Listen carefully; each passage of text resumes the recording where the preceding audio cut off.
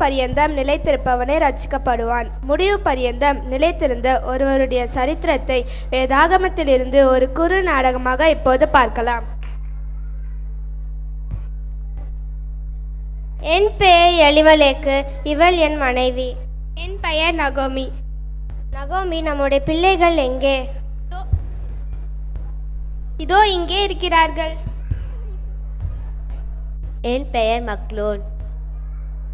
என் பெயர் கிலியோன். அப்பா, ரொம்ப பசிக்கிறது. இன்னும் எத்தனை நாள் தான் இப்படி சாப்பிடாமல் இருக்க போகிறோம்?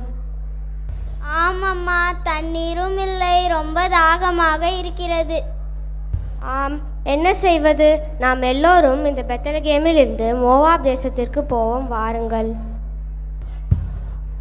இந்த மோவாப் தேசத்தில் என் கணவர் எலிமெலேக்கு இறந்து விட்டார். என் 2 மகன்களுக்கும் பெண் கொள்ள வேண்டும். இந்த மோவாப் தேசத்தில் என் 2 மகன்களுக்கும் பெண் கொண்டேன். என் பெயர் ஓர்பால். என் பெயர் ரூத். நகோமியும் நகோமின் 2 மகன்களும் 2 மருமகள்களும் மோவாப் தேசத்திலே 10 வருஷம் வாசம் பண்ணினார்கள். பின்பு நகோமியின் 2 குமாரர் மக்லோன், கிலியோன் இறந்து போனார்கள். பாருங்கள், நாம் இந்த மோவாப் தேசத்தை விட்டு யூதாவில் இருக்கிற பெத்லகேமிற்கு போவோம். என் மக்களே, நீங்கள் திரும்பி போங்கள். என்னோட ஏன் வருகிறீர்கள்? உங்களுக்கு புருஷராகும்படி இனிமேல் என் கர்ப்பத்திலே பிள்ளைகள் உண்டாகுமோ? அப்படிப்பட்ட நம்பிக்கை எனக்கு உண்டாயிருந்து இன்று இரவில் நான் ஒரு புருஷனுடன் வாழ்க்கைப்பட்டு பிள்ளைகள் பெற்றாலும் அவர்கள் பெரியவர்களாகும் மட்டும் நீங்கள் பொறுத்திருப்பீர்களோ? அது கூடாது. கர்த்தருடைய கை எனக்கு விரோதமாயிருக்கிறதினால் உங்கள் நிமித்தம் எனக்கு மிகுந்த விசனம் இருக்கிறது. உம்முடைய ஜனத்தண்டைக்கே உம்முடன் கூட வருவோம்.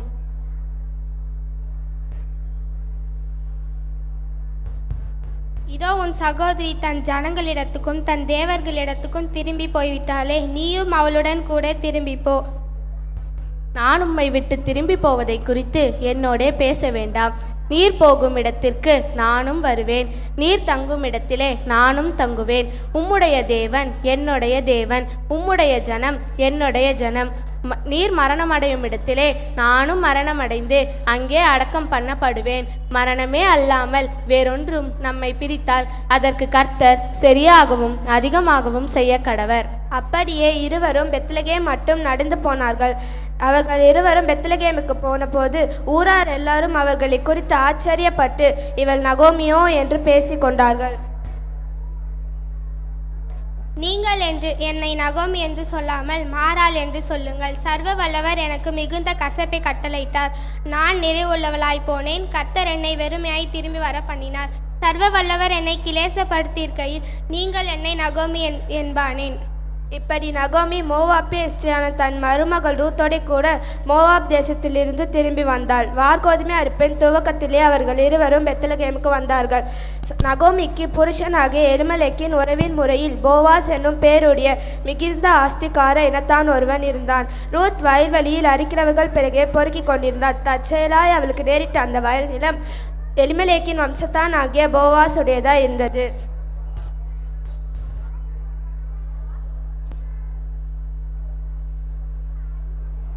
இந்த பெண் பிள்ளை யாருடையவள்? இவள் மோவாப் தேசத்திலிருந்து நகோமியோடே கூட வந்த மோவாபிய பெண் பிள்ளை. அறுக்கிறவர்கள் பிறகே அறுக்கட்டுகளிலிருந்து சிந்தினதை பொறுக்கிக் கொள்கிறேன் என அவள் என்னிடத்தில் கேட்டுக்கொண்டாள். காலம் துவக்கி இதுவரைக்கும் இங்கே இருக்கிறாள். புருஷன் மரணமடைந்த பின்பு நீ உன் மாமியாருக்காக செய்ததும் உன் தகப்பனையும் உன் தாயையும் உன் ஜன்ம தேசத்தையும் விட்டு முன்னே நீ அறியாத ஜனங்களிடத்தில் வந்ததும் எனக்கு விவரமாய் தெரிவிக்கப்பட்டது. உன்னுடைய செய்கைகளுக்கு தக்க பலனை கர்த்தர் உனக்கு கட்டளையிடுவாராக. இஸ்ரவேலின் தேவனாகிய கர்த்தரின் செட்டைகளின் கீழ் அடைக்கலமாய் வந்த உனக்கு அவரால் நிறைவான பலன் கிடைப்பதாக. என் ஆண்டவனே, உம்முடைய கண்களில் எனக்கு தயவு கிடைக்க வேண்டும். நான் உம்முடைய வேலைக்காரிகளில் ஒருத்திக்கு சமானமாய் இராவிட்டாலும் நீர் எனக்கு ஆறுதல் சொல்லி உம் அடியாளோடே பட்சமாய் பேசினீரே. அப்படியே கோதுமை அறுப்பும் வார்கோதுமை அறுப்பும் தீரு மட்டும் கதிர் பறிக்கும் படிக்கு ரூத் போவாசுடைய வேலைக்காரிகளோடே குடியிருந்து தன் மாமியின் இடத்தில் தங்கினாள். பின்பு ஒரு நாள் ரூத் களத்திற்கு போய் தன் மாமி தனக்கு கற்பித்தபடியெல்லாம் செய்தாள்.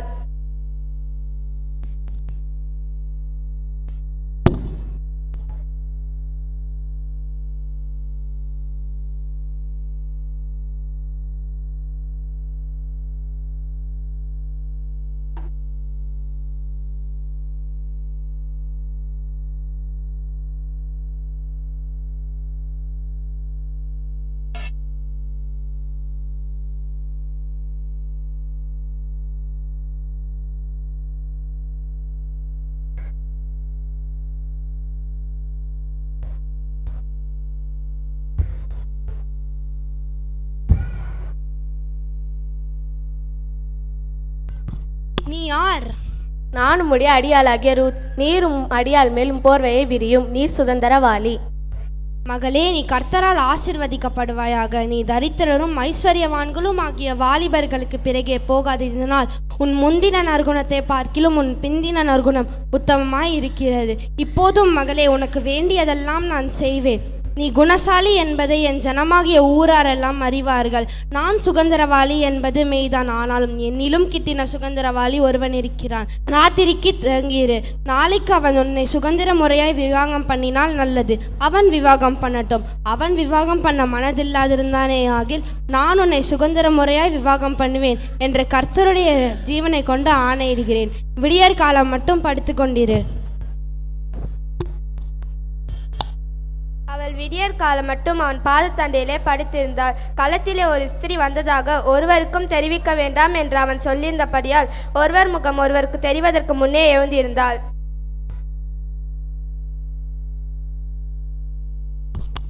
நீ போர்த்தி கொண்டிருந்த போர்வையை விரித்து பிடி.